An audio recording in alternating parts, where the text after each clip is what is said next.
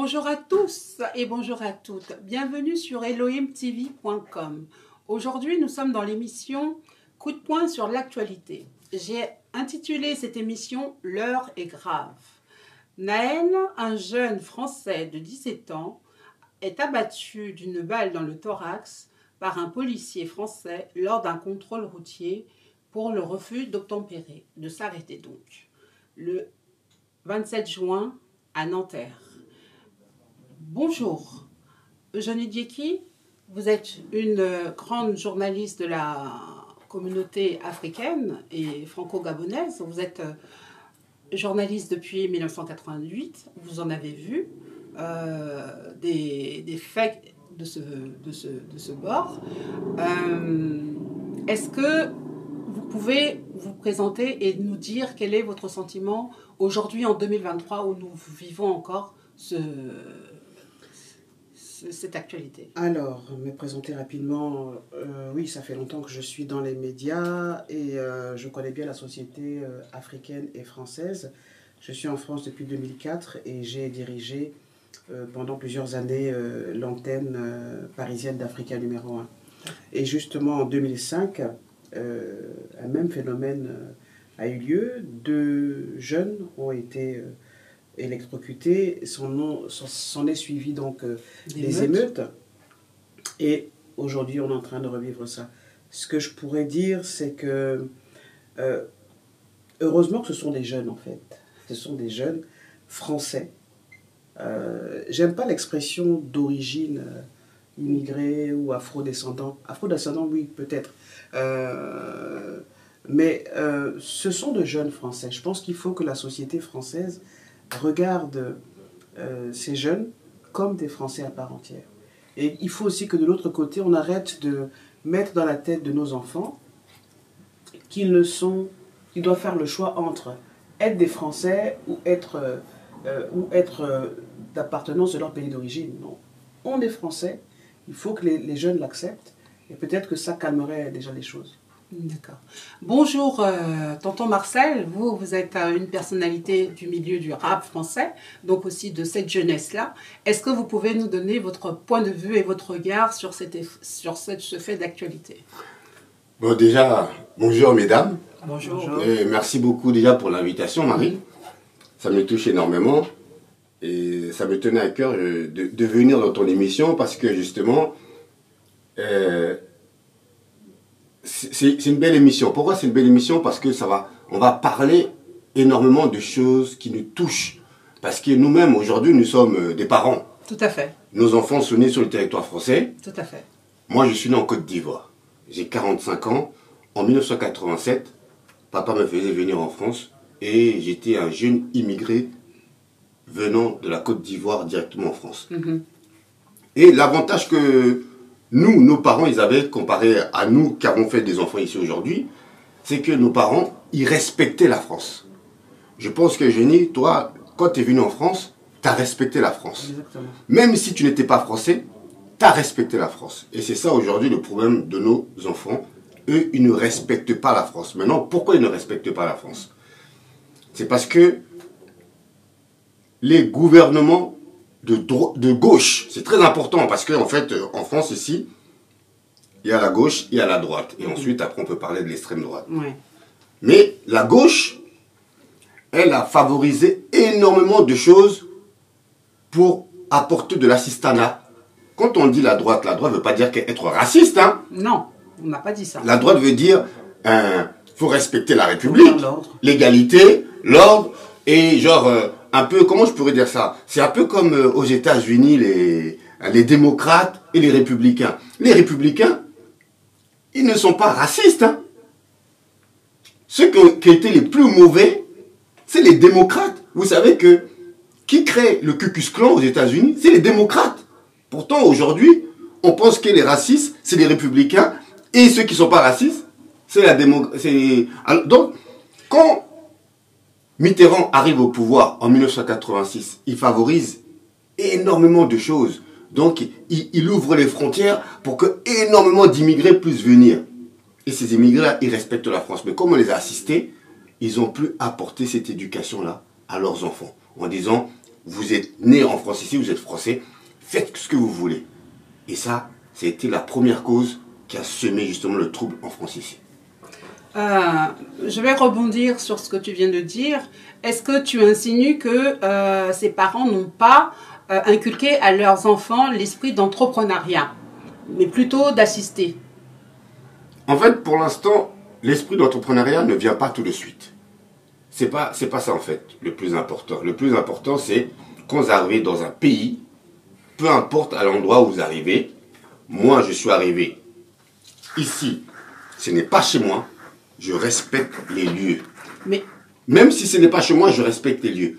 L'esprit d'entrepreneuriat, elle vient au fur et à mesure pour pouvoir gagner de l'argent, nourrir ses enfants, s'entretenir. Tu as parlé d'assistanat. Oui. C'est-à-dire que ces jeunes, quelque part, ils ont intégré cette politique, cette attitude d'être assistés. Or, la jeunesse d'aujourd'hui, elle est reléguée dans des ghettos, elle est reléguée à la périphérie des centres-villes, il y a un échec scolaire à l'école, elle est orientée dans des voies professionnelles qui n'aboutissent pas, et elle est prise à partie souvent par la police.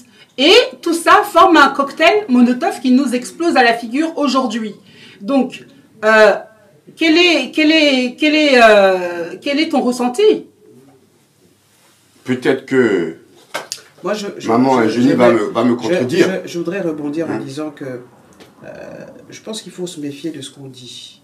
Les mots ont un pouvoir et quand on dit être assisté, la France est reconnue comme un pays qui a un dispositif qui accompagne aussi bien les personnes qui arrivent, les migrants, les immigrés, les personnes âgées. Donc, c'est quoi le problème d'être assisté? Je pense que c'est normal, c'est un accompagnement, c'est un coup de pouce, ok? On en a tous besoin et il ne faut pas cracher dessus, ok? D'ailleurs, quand il y a eu les violences, on a brûlé les leaders, les magasins, on n'a pas brûlé la CAF, hein? Non, on n'a pas. Donc, les jeunes sont conscients qu'ils ont besoin de cet argent, cet assistanat-là. Mais j'aime pas le terme assistanat. Je pense que la France est dans son rôle, c'est ce qu'on lui reconnaît. Hein, c'est un pays qui protège ses citoyens, même les plus vulnérables. démunis, les plus vulnérables. C'est l'expression. Maintenant, il faut aller au-delà. Il faut vraiment aller au-delà. Je pense que dans nos gènes, dans les gènes de nos parents, dans mes gènes à moi, ce qu'on dit souvent à nos enfants, tu es en France, tu as de la chance d'être dans ce pays. Oui, j'ai entendu ce discours-là aussi. Il faut que tu fasses beaucoup plus. Et puis je pense qu'il faut aussi sortir de l'idée que tous les jeunes qui vivent dans les banlieues, ce sont des vauriens, c'est de la racaille, c'est totalement faux. Et pour dire les choses, les parents sont indignés parce que l'État dit que c'est les parents qui ne jouent pas leur rôle. Mais je vais vous raconter des histoires, une histoire en fait qui est une histoire que beaucoup de parents vont se reconnaître. Une compatriote gabonaise qui a des enfants de cet âge-là. Un de ses enfants a fait une bêtise. On l'a envoyé en prison. Il a fait... sa peine? Non, 48 heures. Hein. Donc une garde à vue. Une garde à vue. Et quand la maman, donc mon amie gabonaise vient chercher l'enfant dit au policier, « Ah non, pas ma mère, je vais rester en prison. » Ok. Donc ça veut dire quoi? C'est que les parents jouent leur rôle. Mais il n'y a pas de mais, ils jouent leur rôle. Peut-être que, le rôle des parents, c'est pas seulement de... Parce que nous on sanctionne, on corrige nos enfants. Et corriger un enfant, battre un enfant, c'est pas non plus l'éduquer. Bon, ça c'est un autre débat. Les parents font du mieux qu'ils peuvent. En tout cas, en tant que moi, africaine, je peux pas... mon enfant ne peut pas aller brûler un Lidl, aller voler, piller... Non, pour quelque raison que ce soit. Même si c'est... Et là, je voudrais encore une fois m'adresser à la mère de Naël, à sa famille, pour déplorer justement ce qui s'est passé. Mais ce qui s'est passé, en fait, est le révélateur d'un malaise, d'un racisme systémique, il faut le reconnaître, ok? Il y a des chiffres qui sont parlants. Les jeunes noirs ou arabes ont 20 fois plus de risques d'être contrôlés par la police. Oui, mais ça, c'est les tributaires de cette histoire-là. Maintenant, ce n'est pas forcément les autres qui doivent trouver les solutions, c'est nous qui devons trouver des solutions. Et on doit en parler sans passion, Moi, c'est ce que je déplore. C'est la passion, c'est toujours de la victimisation. Non, il ne faut pas se sentir comme des victimes. On fait partie, c'est l'histoire de la France en fait. On est en train d'écrire l'histoire de la France. Ça se fait avec le feu, avec le sang. Mais il faut pouvoir se poser et se regarder les uns les autres en disant, mais qu'est-ce que nous nous apportons les uns les autres? Il ne faut pas seulement voir l'aspect négatif. Qu'est-ce que ces jeunes veulent dire à la société française, veulent dire aux politiques? Moi, Arrêtez de nous victimiser, arrêtez de nous mettre dans des ghettos. Nous appartenons à ce pays, nous sommes français. Et voici ce que nous gagnons des médailles et des Coupes du Monde aussi. Oui, tout à fait. La dernière fois que je me suis fait contrôler par la police,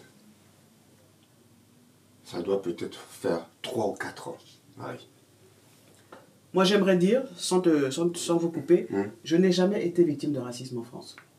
Il y a 3 ou 4 ans. Mais il y a maintenant, ce que j'aimerais dire, c'est qu'il faut que... Tu as vu, tu dis, on nous pacte dans les ghettos. Maintenant... C'est une réalité. Maintenant, mettons toute cette famille française qui habite dans les zones pavillonnaires, on les met dans les ghettos. Le ghetto redevient propre, les zones pavillonnaires redevient sale. Je suis d'accord avec ça. Oui, nous avons une part de responsabilité, il faut le reconnaître, dans la société française, un racisme qui va de bas étage jusqu'au sommet de l'État. Et alors Marie, je vais te dire un truc assez important. Qu'on veuille ou non, avons-nous la même couleur de peau que eux? Non. Non. Qu'on veuille ou non, le racisme, jusqu'à nous, on va mourir. Avons-nous la même culture que... Il existera de toute façon. Maintenant, nous venons dans le pays d'autrui. À nous de nous adapter. Quand les Français y vont en Afrique... Ils ne s'intègrent pas. Attends. Ils vivent entre eux. Oui, non, ils ne s'intègrent pas, ils vivent entre eux. Oui. Mais ils ne sont pas en train de brûler... Mais nous aussi, on vit entre nous. Oui, ils ne sont pas en train de brûler. Mais parce qu'ils ont les moyens financiers. Oui, mais à nous de nous donner aussi les moyens financiers. Nous, aujourd'hui, il y a des gens comme nous qui travaillons, qui faisons de l'argent. Moi, j'éduque mes enfants. Bien sûr. Est-ce que mes enfants, je vais leur dire de brûler mon enfant, mes 2 enfants, ils font l'erreur de brûler un truc? Non, c'est moi qui va dans la tombe. C'est moi qui va dans la tombe. Parce que moi, personne n'a mon père.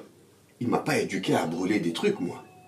Oui, mais votre père vous a appris à être digne et que personne n'entache cette dignité. Oui. Mais quand vous êtes victime de la part d'une institution de racisme, à chaque fois de brimade ou de contrôle aux faciès. Moi, je ne suis pas victime. La police française n'est pas une institution raciste.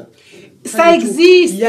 Il y a quelques éléments dans la police, comme dans toutes les institutions, comme au marché, comme au supermarché, comme dans la rue, partout, il y aura toutes des personnes, de mauvais éléments. Mais il ne faut pas incriminer tout un... Je sais faire la part des choses, mais ce que je veux vous dire, est-ce que l'État ne devrait pas descendre dans les commissariats pour voir ce qui s'y passe de plus près, pour qu'on puisse en sortir de cette situation. Le policier qui a ôté qui est présumé innocent pour l'instant. Il est au tribunal, là, il est jugé. Oui, il est en prison pour l'instant. Oui, mais il faut qu'on en sorte, parce que ce racisme, il ronge la société française. Marie. Et il empêche cette jeunesse de s'épanouir. Ok, je vais te dire un truc. Par chiffre prouvé, refus d'obtempérer, en 2022, il y a eu 13 morts. Oui, tout à fait. C'est déplorable et peu aux âmes à tous ces gens qui sont morts pour rien du tout. Mais maintenant, revenons à la réalité des choses. Dans les quartiers, combien de jeunes qui se tuent entre eux plus que la police? Dis-moi. Comment même dans nos quartiers, nous regardons ces jeunes qui font du trafic de drogue? Ils se tuent plus que la police les tue. Mais là, par contre, personne manifeste. Personne va crier haut et fort et aider ces familles-là qui viennent de perdre un enfant parce qu'il est en train de guetter.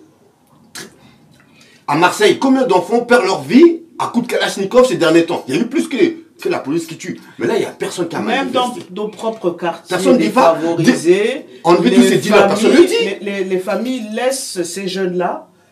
La police débarque tous les jours. Hein. Je prends le cas de Melun. il y a des jeunes dans ce quartier-là qui font tranquillement leur... trafic de drogue. Tous les jours, les policiers viennent. Et c'est un combat, mais en fait, on est dans une forme d'impuissance parce qu'on ne sait même pas quoi faire. Mais est-ce que c'est pas là l'échec de la République? Donc c'est tout le monde à faire, en fait. C'est pas que la police. C'est pas là l'échec de la République. C'est les institutions, c'est la police. Ben oui, non, c'est l'éducation. C'est l'éducation. Les parents ont renoncé. L'éducation nationale n'a pas pu, puisqu'il y a beaucoup d'échecs scolaires. Il y a plus d'orientation en voie professionnelle que dans les voies universitaires supérieures. Aujourd'hui même, à Marseille par exemple, ils cherchent à orienter les élèves dès la classe de 5e. En 5e, un enfant ne sait pas encore ce qu'il va faire dans son avenir. Pourquoi ne pas le laisser ni en terminale, ni voilà. à l'université. Donc, il y a une voie de garage. Il y a quelque part une direction qu'on veut que cette population prenne pour en sortir. Et c'est pas forcément la meilleure. Nous, en arrivant en France ici, on avait une carte de séjour. En restant sur le territoire français, on a réussi à faire des enfants qui ont un passeport français qu'on appelle un sésame, qui les permet de voyager et de quitter ce monde-là. Si ton enfant, il a l'âge, il a 18 ans, il a des compétences dans les mains, et on ne veut pas exploiter ces compétences-là en France ici, qu'il aille se chercher ailleurs, au lieu de rester en bas des bâtiments et en train de vendre la drogue. En vendant la drogue, il peut, un moment ou l'autre, subir quelque chose qu'il n'aurait dû jamais subir s'il avait quitté la France en train de trouver un travail et nourrir sa famille correctement. Faut-il encore qu'il ait des références? Mais il a des références. Il y a des références. Nos jeunes dans les quartiers n'ont pas de références. C'est ce que tu crois? Je suis désolé, Marie. Mais alors donc, vendeurs de drogue, ils ont des références. Les jeunes passent le temps sur cet appareil-là. Oui, mais c'est à se filmer. Mais sur cet appareil-là aussi, il y a des bibliothèques. Mais oui. Il y a du savoir. Ils peuvent aller déjà. Il y a Google dedans. Eux-mêmes pour avancer dans la société. Aujourd'hui, avec Internet, on peut avoir un diplôme, on peut trouver un emploi. Faut-il encore avoir de l'ambition? Ben justement, donc il est question d'ambition. Et c'est pas donc. Mais à partir du moment que... Ce n'est pas un désaveu de l'État français de laisser tomber ces jeunes-là. Je pense qu'il faut qu'on apprenne à se faire confiance et à faire confiance aux institutions de la République. Quel est l'intérêt pour l'État français de laisser cette jeunesse à volo? C'est une bombe à retardement, on le voit là. Et je pense qu'il faut faire confiance à nos autorités. C'est sûr qu'elles ne font pas forcément ce qu'il faut faire. Et c'est pour ça qu'il faut qu'il y ait un vrai dialogue. Et vous commencez à l'entamer là. Dans les médias, on en parle. Mais je pense qu'il faut penser aux solutions. Ok? Parce qu'il y en aura encore. Il y aura... Regardez aux États-Unis. C'est pas parce qu'on le fait chez l'oncle Sam que ça se justifie en France. La France a un lourd passé colonial, une longue relation avec l'Afrique. Les enfants qui sont nés ici, ils sont pleinement français, je l'entends. Mais il y a un échec. Et ça, il faut qu'on y remédie pour avancer. On est d'accord? Voilà. Donc il faut mettre, au bout d'un moment, il faut mettre carte sur table. Il faut accepter de discuter avec cette jeunesse. Est-ce que tu penses que il n'y a que les Noirs qui ont du mal à s'en sortir dans ce pays-là? Est-ce que vous savez que les Asiatiques, ils ont du mal. Les Pakistanais, ils ont du mal. Mais pourtant, c'est eux qui ouvrent les sociétés dans lesquelles nous allons acheter nos bananes, nos maniocs, nos ignames, nos chicois. Ça, j'y viens. Tu vois ce que je veux dire? Nous, l'Africain, on gagne 10 000 euros. C'est quoi le problème de 10 000 euros? On va aller acheter une paire de crocodiles pour dire qu'on a la meilleure paire de chaussures. Mais investis dans un truc pour que tu puisses léguer cette société. On appelle ça un business générationnel. Pour que ton fils puisse avoir plus tard. Ben non, on ne le fait pas. On préfère que mon fils ait la dernière paire de chaussures, la dernière Dolce Gabbana. Mais non, c'est... Non, la faute aussi vient un peu des parents. Oui, non, je n'en disconviens pas. Ce que tu relèves là, je le relève dans le fait que le noir, l'immigré africain, est encore dans la parence. Aujourd'hui, beaucoup moins, parce que c'est une nouvelle génération qui a pris conscience de ses possibilités professionnelles, compétences, diplômées, intelligentes et au niveau économique, du pouvoir économique, et qui a cet esprit de entrepreneuriat. Ça, on y vient. Mais moi, je pense que au fond des choses, il faut on ne pourra jamais éradiquer le racisme. Alors, mais il faut le traiter une fois pour toutes à l'échelle nationale. Moi, je pense qu'il ne faut pas seulement aborder la question de l'entrepreneuriat. La vraie question, c'est que, est-ce que nos enfants, est-ce qu'on les accompagne à se sentir véritablement français? Moi, j'entends nos enfants dire « Oh, moi, je ne suis français que sur le papier. » Mais comment voulez-vous que face aux Français caucasiens, le caucasien dise « Mais ils viennent nous exploiter, en fait. Ils viennent profiter de ce que la France apporte. » Je pense qu'il faut que nos enfants entrent vraiment en France. Et ça se passe dans la tête, dans l'esprit, dans le mental. Quand ils seront entrés vraiment en France, quand ils aimeront vraiment ce pays, avec effectivement, ce qu'ils vivent là, c'est dramatique. Qualités, ses défauts. Ses qualités et ses défauts, oui, je pense que les choses commenceront à changer. Voilà. Je pense qu'il y a eu aussi, de la part de l'éducation nationale, à un moment donné, où les parents d'origine africaine ont laissé les enfants devant les écoles et ne les ont pas accompagnés, c'est-à-dire être en lien avec le professeur, savoir le programme de l'école, le projet de l'école et aussi au niveau de l'orientation. On a fait confiance.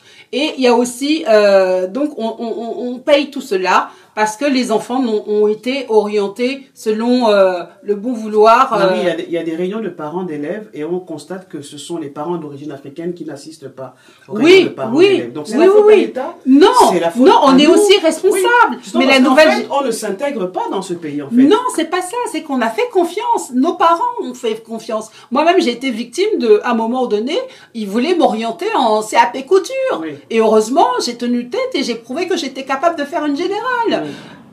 Donc, notre génération d'aujourd'hui, étant avertis, doivent savoir tenir tête. On sait tenir, on tient tête, on emmène nos enfants au musée, on emmène nos enfants dans les bibliothèques, on les accompagne aujourd'hui. Donc, je pense que de ce côté-là, ça va être résorbé, la solution viendra de cette génération. Mais il faut voir en cette révolte une vraie révolte réelle d'un malaise d'une société qui va mal.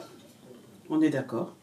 Non, là, on a l'impression que la société française va mal. La société française va pas mal, hein. C'est nous, les étrangers, qui pensons que la société française va mal. La société française, elle se porte hyper bien. Le seul souci, c'est nos enfants qui ne veulent pas faire un effort parce qu'ils estiment qu'ils ne sont pas respectés comme le français de pure souche. Mais est-ce que c'est pas une réalité? Moi, je suis pas d'accord. La société française va mal. Sinon, il n'y aurait pas eu tout ce qui s'est passé. Et je pense qu'il faut vraiment de part et d'autre. Quand un policier en vient, dans sa tête, il pense que quand il a affaire à un noir ou un arabe, c'est forcément de la racaille, et donc il est plus prompt à tirer sur ce type de personnes que sur un blanc caucasien, c'est qu'il y a un problème. Donc faut pas le négliger. Et je vais vous dire un truc. Vous ne traitez pas bien le fond. Pourquoi je vais vous dire? Et vous devrez me contredire ce que je vais vous dire. Paix à son âme, à ce petit-là. Et une grosse pensée à sa mère, qui souffre aujourd'hui de la perte de son fils. Mais la cause. À quelle heure ce policier contrôle cet enfant-là? Marie, maman Eugénie, toi tu vas me dire ton fils à 17 ans, il conduit alors qu'il n'a pas le droit d'avoir le permis? Il n'a pas le droit d'être dans une voiture? Ce que le policier il a fait là, il ne doit pas le faire. Il mérite même 20 ans, 30 ans de prison parce qu'aujourd'hui cet enfant il n'est pas là. Tout à fait.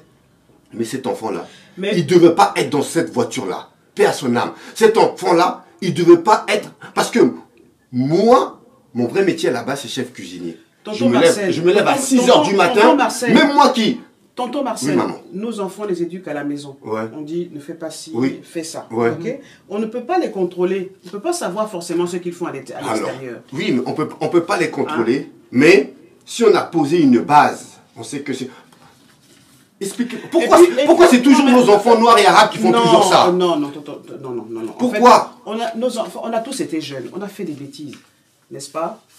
Mais ça ne nous a pas conduit au triste sort de Noël. Quel enfant à 17 ans n'a pas envie de flamber? Non, mais cette histoire de Noël là, moi j'accuse pleinement le policier. Le policier n'avait pas à tirer. Pour moi, psychologiquement, vu les preuves que je regarde à travers les vidéos, pour moi, désolé de dire ça, c'est un meurtre que ce policier a commis. Mais vous savez, ce policier qui a tiré sur ce jeune là, c'est aussi un policier issu de l'immigration. quand on le voit, il a la tête d'un Maghrébin aussi. Donc, ce qu'il a fait là, il ne devait pas le faire. Mais pourquoi il a fait? C'est parce que tellement que l'institution policière les protège, que eux, ils se permettent de faire tout et n'importe quoi. Donc ça veut dire que la société française est malade.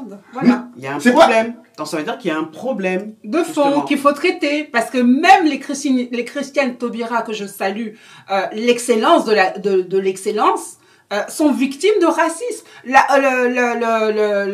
cagnotte. Oui, mais sont victimes de racisme. Christiane Taubira n'est pas victime de racisme. Elle a subi le racisme, oui, mais elle n'est pas victime de racisme. Oui, elle a subi le racisme. D'accord, autant pour moi. Par 2-3 points, c'est tout. Oui, mais même quand on arrive au sommet, on est encore, même dans les entreprises. Ça veut dire que ça va toujours exister. Ce poison va toujours exister. Maintenant, c'est à nous, parents, c'est à l'État français de mettre en place des actions pour que nos enfants sachent se défendre face à ça. Et je pense quelle est la meilleure défense? Déjà, il y a une posture à avoir. C'est obéir déjà aux forces de l'ordre. On te demande de t'arrêter, tu t'arrêtes. Un policier, il te demande de t'arrêter. Si tu es poli avec le policier, même s'il te tutoie, il va quand même se dire « Ah, voilà, non, je respecte la loi. Je suis en face de quelqu'un qui connaît ses droits. » Voilà.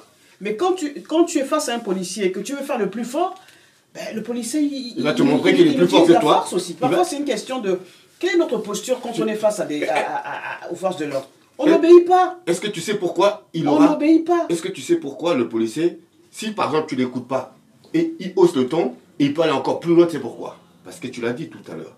Il fait partie d'une institution qui est assermentée par la loi. Donc, peu importe ce qu'il va faire sur toi, tant qu'il n'y a pas de caméra, ce que lui va dire vaudra plus que ta voix.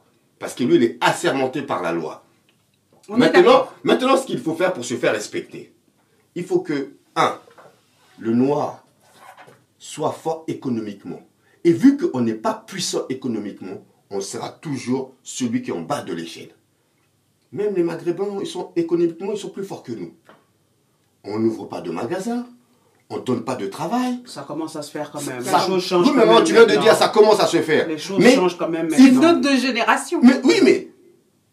Tu l'as dit, on fait de l'argent. Ça commence. Oui, mais on fait de l'argent. Mais cet argent-là, elle ne va pas où elle doit aller pour pouvoir aider cette jeunesse qui souffre. C'est une question d'orientation. On va y venir. Parce que nous, comme on a encore des familles au bled à nourrir, eh ben, qu'est-ce que cet argent a fait? Elle va au bled. Il faut le dire. Tous les jours, combien de Western Union on en envoie au pays pour construire nos maisons avec piscine, mettre de l'argent dans nos villages. Et même parfois, même quand on envoie de l'argent dans nos villages, nos oncles, ils arrivent à détourner cet argent-là.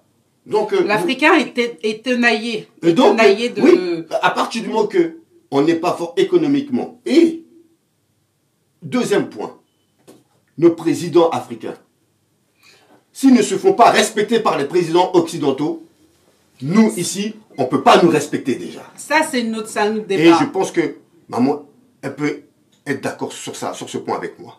Je n'en disconviens pas. Mais elle ne sera pas d'accord avec moi. Pourquoi? Parce que maman, elle a interviewé plusieurs présidents de la République. Oui, alors moi je pense aussi, bon, c'est un autre débat, on pourrait y revenir. Et d'ailleurs, Marie, j'aimerais que vous me réinvitiez pour en parler avec tonton Marcel, donc des chefs d'État. En fait, nous traitons nos chefs d'État comme des sous-préfets. Comment voulez-vous qu'ils nous respectent, nous qui sommes censés les représenter? Voilà. Donc je pense que, en fait, il y a aussi le fait que, ici en France, nous les Noirs, on est communautaristes, mais on n'arrive pas à faire un bloc. On n'arrive pas à être ensemble. Parce qu'on a des égos, parce que c'est pourquoi il va être là, pourquoi lui, pourquoi... Donc il faut qu'on apprenne à nous construire, à construire une image positive des Noirs de France. Tant qu'on n'aura pas fait ça, ben, on va toujours nous traiter comme les derniers de la classe. Donc notre génération doit s'approprier son histoire, son image et aussi développer une économie qui lui est profitable. Mais bien sûr. Voilà, donc on y vient. Oui. Alors, par rapport à nos enfants qui sont dans les écoles de la République, il y a aussi une réalité, c'est que l'école de la République sabote l'éducation des parents. Il y a dans des écoles où on leur tienne le discours, vos parents n'ont pas le droit de vous frapper ou de faire ceci ou de faire cela. Je me demande s'ils tiennent le même discours à leurs élèves dans les écoles privées. Mais c'est normal. Non, c'est pas normal. C'est pas parce que tu frappes un enfant que l'enfant il sera mieux éduqué. Moi, désolé de dire ça, j'ai grandi dans l'une des familles la plus importante française ici, que je ne citerai pas le nom. Ils n'ont jamais porté la main une seule fois à leurs enfants, mais pourtant leurs enfants aujourd'hui, ils ont fini médecin, avocat, notaire, ainsi de suite. Moi, mes enfants, ils habitent dans une grande ville où habitent tous les footballeurs. Mais je ne leur porte pas la main, je ne les frappe pas, mais pourtant, ils respectent les gens. Ils font les choses correctement. Maintenant, j'ai regardé, je viens où tu veux en venir, j'ai regardé des vidéos sur TikTok où quelques parents disent « Oui, mais vous nous avez empêché d'éduquer nos enfants, vous leur dites qu'on ne peut pas les taper, on ne peut pas essayer ces hommes. » Eh, à la base, on ne tape pas un enfant. Nous, nos parents... Moi, j'appelle ça justement les parents qui disent « Oui, mais l'État nous a... » Mais ça n'empêche pas les parents, quand il faut sanctionner les enfants, de le faire et de les corriger. Mais bien sûr. Il y a des parents qui disent, moi écoute, je te tape et puis tu vas te perdre à la police. Et beaucoup de parents africains font ça. Donc je pense qu'il ne faut pas aussi se défausser sur nos responsabilités.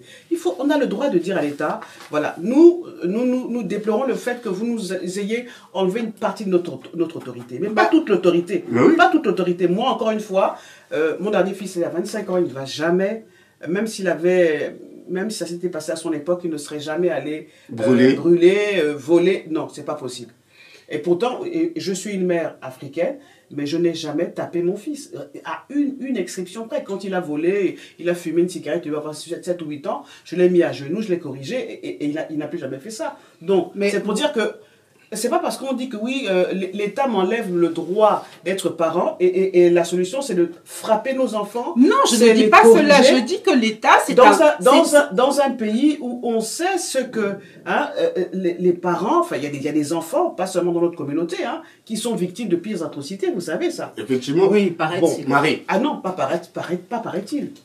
Nos parents qui sont arrivés ici en France, tu sais qu'ils ont subi le racisme plus que nous. À l'époque, la colonisation venait de finir. Et faire venir autant de Noirs, autant de Maghrébins, ça leur faisait mal. C'était pour construire la France. Oui, c'était pour construire. Oui. C'était juste pour construire. Oui. Mais là, maintenant, on est installés. Il y en a qui deviennent des députés. Il y en a qui deviennent des ministres. Il y en a qui deviennent des chefs d'entreprise. Et d'ailleurs, je déplore que dans cette affaire, il n'y ait pas eu beaucoup de députés ou d'hommes politiques qui sont dans les ministères qui sont d'origine africaine qui se sont manifestés. Il faut faire attention c'est pas parce que la France est ce qu'elle est qu'elle doit être la première de la classe. Dans nos pays africains, comment on traite nos étrangers?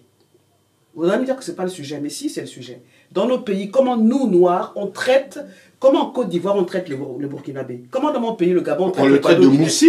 On le traite le Burkinabé. Et vous voulez que la France soit meilleure que nous parce que c'est le pays des droits de l'homme? Bah, non. Non. Vous pensez que c'est normal? Enfin, moi, des fois, je suis étonné. Je dis, mais quand je prends le bus ou bien quand je suis dans la rue, je vois les Noirs. Je dis, mais en France, même moi en tant que Noir, je dis, mais attends, on est nombreux quand même. Maintenant, je ne sais pas faire si ça dépend où vous allez. Si vous allez dans le Var, vous n'allez pas être beaucoup. Et on va vous regarder de travers comme si vous n'aviez rien à faire. Et alors? Non. Et alors, quand un blanc vient chez nous en Afrique, comment on le regarde? Avec émerveillement. Vous êtes sûr? Aujourd'hui? Aujourd'hui? En 2023? En 2023? Non, c'est faux. Ah, si cela a changé, c'est... Ah, ça a changé, ça a changé. Ça a changé. Maintenant, les masques sont tombés. On sait qu'un blanc, c'est un homme comme les autres. Ils ont des problèmes. Mais la France reste la France, ok? Il faut arrêter de classifier. En fait, on fait comme eux, en fait. Tu es noir, donc tu es réduit à rien. Tu es blanc, donc tu es supérieur. En fait, on est français. C'est-à-dire, on a catégorisé les gens. Et vous faites pareil. Donc, vous êtes française. Donc, il y a un problème. Il faut qu'on arrête de catégoriser les gens, de mettre les gens dans des cases. Il faut qu'on s'assume. Et je dis, on vous insulte parce que vous êtes une noire. Je dis, mais et alors? En fait, il faut balayer d'un revers de la main. Je n'ai pas dit que c'est facile, mais je dis que ça s'apprend. On est passé par tellement d'épreuves, nous les noirs, dans le monde. La traite négrière, l'esclavage, la colonisation, le néocolonialisme. On est vivant, on est debout. Et comment voulez-vous que parce qu'un blanc paumé qui connaît même pas sa culture, quoi. Sa culture à lui, qui connaît même pas la chance qu'il a d'avoir un un compatriote d'origine étrangère qui lui apporte sa culture, sa richesse, sa force de travail. Il vous traite de sale nègre, mais ça lui appartient, ça. Passez votre chemin. Faites ce que vous êtes venu faire ici. Ça, on peut le faire quand on a la maturité pour. Ça, c'est donc le rôle des parents. Moi, mon père étudiant en médecine, des années 60, il est venu étudier ici. Éducation à la dure. Hein. On est en France, on doit être propre, on doit bien parler français. Il faut respecter la France. Il faut respecter la France. Ok, il était très dur avec nous à la maison. Moi, je suis fier d'être justement bénéficiaire de ce que la France m'a apporté. La langue que je porte m'a enrichi. Ma culture africaine aussi m'a enrichi. Mais vous avez gardé vos racines, votre langue. Bien sûr. Bah, il y a beaucoup d'Africains dont les enfants ne parlent pas la langue, comme moi. Alors, par exemple, dès que je suis mis pied en France, mon père... Aujourd'hui, plus rien ne me retient de le faire. Faites-le. Et enseignez-le à vos enfants. Oui, bien sûr, mais non, je pense que les parents aujourd'hui doivent se réapproprier. Oui, tout à fait. Se réapproprier qui ils sont. Dire à leurs enfants, tu es français, mon fils, plus que moi. Moi, je suis arrivé, on m'a appelé. Toi, tu es français, tu es dans ce pays. Donc, ça ne doit pas être le ni français, ni africain. Non, c'est et français et africain. Et nous, des parents, on doit dire à nos enfants de respecter ce pays. Il faut respecter la France. Parce que si je vois, il faut voir les réseaux sociaux, hein, ceux qui gueulent sur la France, ouais, pays de merde et tout ça, oui, Macron. Si c'est nul, il faut quitter. Quand on les rapatrie, là, ils veulent pas. Hein. Ils veulent pas. Et d'ailleurs, la punition des parents, si tu continues comme ça, je t'envoie au pays. Les enfants, ils ne sont pas contents. Oui. Ok, donc c'est la menace. Voilà. Donc ça veut dire qu'il faut reconnaître ce que ce pays nous a apporté, comme il faut que nos politiques reconnaissent français et là-bas. Parce que ici, est-ce qu'on est reconnu concrètement dans nos pays aussi d'origine? Non. Il faut que nos politiques, français et africains, reconnaissent la place que nous jouons. Ici et là-bas. Force économique, force culturelle, rayonnement, les sales boulots, c'est quand même nous qui les faisons. Justement, en parlant... que serait la France sans nous? Justement, en parlant des sales boulots, je voudrais appeler la classe politique d'un certain bord, dont je ne dirais pas le camp, à respecter ces hommes et ces femmes qui balayent les rues, qui ramassent les poubelles, qui travaillent de nuit et de jour dans les déchetteries. Je voudrais que l'on respecte ces hommes et ces femmes qui éduquent leurs enfants, qui leur inculquent la base de la politesse, le merci, le s'il te plaît, le bonjour et le revoir. Je voudrais qu'on le respecte, ces hommes et ces femmes qui mettent leur dignité à leurs genoux pour mettre leurs mains dans les excréments, dans les urines, pour donner de la dignité à leurs aînés, dans les EHPAD et dans les autres lieux. Voilà. Je voudrais qu'on ait du respect pour ces hommes et ces femmes qui conduisent les bus, les trains et qui se tiennent debout dans leur musée. Je voudrais que l'on donne du respect à ces hommes et à ces femmes issus d'Afrique qui servent gratuitement les messes le dimanche. Je voudrais qu'on donne du respect à ces hommes et à ces femmes qui travaillent dans les centres de loisirs et autres où vont leurs enfants. Je voudrais que l'on donne du respect aux assistantes maternelles, mais aussi aux assistantes sociales qui se dévouent corps et âme pour trouver des solutions à tous. Je voudrais aussi qu'on donne du respect à ces hommes et à ces femmes qui se cassent le dos dans les hôtels pour leurs touristes, pour le confort de leurs touristes. Je voudrais que l'on donne du respect à ces hommes et à ces femmes qui se tuent à la tâche dans les restaurants. Je voudrais qu'on donne du respect à ces hommes et à ces femmes qui se dévouent dans les écoles en tant que ATSEM et femmes de ménage également. Je voudrais que l'on donne du respect à ces hommes et à ces femmes qui travaillent dans les crèches, dans les garderies et autres structures. Je voudrais qu'on donne du respect aux aides-soignantes, aux assistantes de vie, aux auxiliaires de vie et à ces hommes qui nettoient, à ces hommes et à ces femmes qui nettoient les bureaux très tôt le matin. Je voudrais que l'on donne du respect à tous ces gens qui servent autant que le policier. Et je voudrais qu'on donne du respect à tous ces commerçants qui ont été vandalisés, dont les magasins ont été incendiés par des Français, par des jeunes en colère. Parce que, oui, tout ça c'est vrai, Marie. Tout ça c'est vrai. Mais c'est pas parce que ces jeunes ont fait ce qu'ils ont fait, et c'est déplorable, que toute la France entière nous déteste. Non, je ne dis pas cela, mais il y a un camp politique qui diabolise. Laissons les politiques. Parfois, pourquoi on suit les politiques? Non, c'est nous qui vivons les problèmes. Hein? Mais c'est surtout toujours sur le même que l'on frappe. Pourquoi on ne frappe pas sur le Chinois? Il a la Chine derrière lui, l'Africain n'a personne derrière lui. Dans le palier de ma maison, il y a une Française bon teint avec qui j'ai de très bonnes relations. Voilà. La population sait faire la part des choses, mais il y a une instrumentalisation de la classe politique qui prête à diviser cette jeunesse. Pourquoi ce sont... On ne respecte pas le mendiant. Mais tu comprends pas ou quoi? Mais... Nous sommes des mendiants. Nous sommes vus comme... Voilà. Nous ne le sommes pas. Oui, mais comme je dis, nous sommes des mendiants, c'est-à-dire nous sommes vus comme des mendiants. Attends, nous sommes vus comme des mendiants et parfois dans des personnes que tu as citées. Est-ce que tu sais qu'en fait, et il faut connaître notre culture, est-ce que tu sais que nous sommes tous des rois en Afrique, des rois et des reines, des princes, des princesses, dans notre culture? C'était avant, maman. Ça continue. Ça continue. Parce qu'en fait, c'est pour ça que les jeunes aussi ont mis le feu. C'est qu'on on leur dénie leurs valeurs, leur culture. Okay? Et c'est pas avant. C'est pas avant. La conséquence de tout ça, c'est que il y a une prise de conscience que notre place n'est plus ici peut-être, qu'il faut rentrer au pays. Quand on peut oui, mais le gâteau est cuit au moment de partager les parts. Quand on peut venir déterrer un président de la République comme un rat, comme un renard. Oui, comme ils ont fait à Laurent Gbagbo. À Laurent Gbagbo, c'est ce qui prouve qu'il ne nous respecte pas. Quand on peut tuer un président qui est prêt à unifier toute l'Afrique comme Kadhafi, c'est ce qui prouve qu'il ne nous respecte pas. Solution, c'est tout simplement se faire respecter, être puissant économiquement. La Chine, ils ne viennent pas pleurer devant Laurent Gbagbo, devant Macron.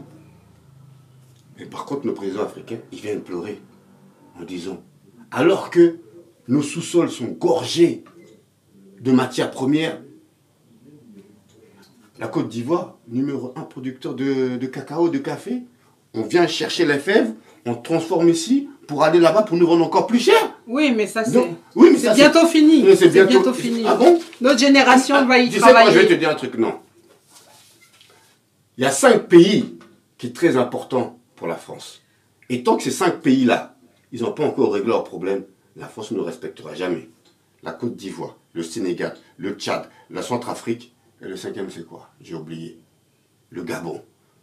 Sans que tous ces 5 pays-là, ils viennent se courber à l'Élysée, on ne respectera jamais les 14 pays qui passent. Le message est passé. Je pense qu'il faut arrêter de voir aussi nos chefs d'État comme des roitelets ou des sous-préfets. Ce que vous ne savez pas, c'est qu'il y a des accords qui ont été signés entre la France et ces pays où on n'était pas nés, et que ils ont compris qu'on ne peut pas affronter plus fort frontalement, sinon on en paye le prix. Vous avez cité le cas de il y a Thomas Sankara, enfin il y a des présidents Kadhafi. Il faut être plus intelligent. Et je pense que la personnalité africaine, le président africain qui n'a jamais été un vassal de la France ou un sous-préfet, c'est Omar Bongo Ondimba, qui savait jouer avec la France.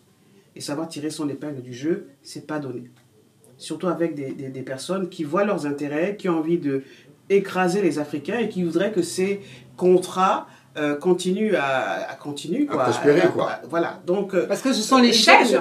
Voilà, on ne peut pas se libérer comme ça. Je pense aussi que nous, on doit aussi changer le regard qu'on a sur ceux qui nous dirigent. un peu de respect. Si on doit apprendre à respecter ce pays, la France où nous vivons, il faut aussi apprendre à respecter nos chefs d'État en Afrique et ne pas les considérer comme des roitelets, des sous-fifres. Non. Mais c'est comme ça qu'ils se comportent. Ils ne se comportent pas comme ça. Quand on signe des contrats qui alignent... Même M. Macron se fait humilier par plus fort que lui. Ah oui. Donc ça n'a rien à voir. Par la Russie, par les États-Unis, la Chine. C'est la fonction de président. Est-ce que vous savez ce que c'est qu'être président? Vous savez ce que c'est qu'être président de Français? 60 millions, c'est ça? On est combien? Vous savez ce que c'est qu'être français d'un peuple insoumis par nature? Vous savez ce que c'est qu'être président de Camerounais rebelles, de Gabon? Vous savez ce que c'est qu'être président de pays, de gérer les états d'âme des gens? Parce que chaque être humain est un continent à part entière. Et vous savez ce que c'est qu'être président? De porter sur ses épaules la charge de gérer des gens de différentes ethnies. Donc être président, maman, c'est de détourner tout l'argent qu'on nous envoie pour ne pas construire ton pays. Ils ne font pas que ça. Ils ne font pas que ça. D'accord. On a tendance, et ça c'est le fait d'être français, à critiquer, à ne voir que les trains qui n'arrivent pas à l'heure, de voir que nos pays, ils avancent quand même. Malgré les présidents que nous avons. Bon, on a élucidé les solutions. Être puissant économiquement, être une force puissante économiquement en tant qu'Africain et aussi garantir du boulot à nos enfants. Je l'ai compris. On va conclure ce débat. Je conclurai cette émission pour dire tout simplement c'est un drame qui est arrivé et plus jamais, disons notre génération, disons tout simplement plus jamais ça. Que Naël soit le dernier drame de ce genre qui est arrivé. Plus jamais ça. C'était Coup de poing sur l'actualité. À bientôt pour une prochaine émission. Moi, je peux rajouter juste pour terminer. Vas-y. Voilà, à toute cette jeunesse-là, quand elle va m'écouter, s'il vous plaît, pour qu'un drame ne se reproduise plus comme celui qui s'est produit par rapport à Naël, si un policier vous demande de vous arrêter, vaut mieux aller en prison 1 mois que ta maman pleure toute sa vie, pendant toute sa vie, jusqu'à la fin de sa vie. C'est mieux ça. Si tu as volé une voiture, vaut mieux que tu ailles en prison, qu'on ne te voie plus. Arrêtez-vous. S'il vous plaît, arrêtez-vous. Un policier, sa voix porte plus que ta voix parce que lui, il est assermenté par la loi. Là encore, nous avons la chance qu'il y a une caméra qui filme. Mais il y en a d'autres, il n'y a pas de caméra qui filme. Donc, s'il vous plaît, arrêtez-vous. Moi, je dirais à ces jeunes que prenez conscience de la chance que vous êtes pour la France, mais aussi pour vos pays d'origine. Voilà, vous êtes mélangés en fait. Il ne faut pas que ça vous fasse tourner la tête. Vous êtes en France, respectez ce pays. Vous allez au pays, respectez aussi les coutumes de votre pays. Et vous appartenez justement à cette génération dont on veut être fier demain. On le saura. Parce que c'est vous qui allez diriger ce pays. Moi, je rêve qu'un jour, un Français d'origine africaine... Sarkozy, il a beau être blanc, mais on sait d'où il vient. Il a tellement aimé ce pays que les Français l'ont apprécié. Voilà. Et je pense que c'est ce qui doit arriver pour nous. Quand un Français d'origine africaine, donc il y a cette couleur, se sentira tellement français au point qu'il va faire en sorte que les Français de tout bord votent pour lui, c'est qu'il n'y aura plus de racisme. Et je pense que c'est là qu'il faut aller. Pour la France. Que le ciel vous entende. Madame Eugénie Dzeki. C'était Coup de poing sur l'actualité. À bientôt pour une prochaine émission.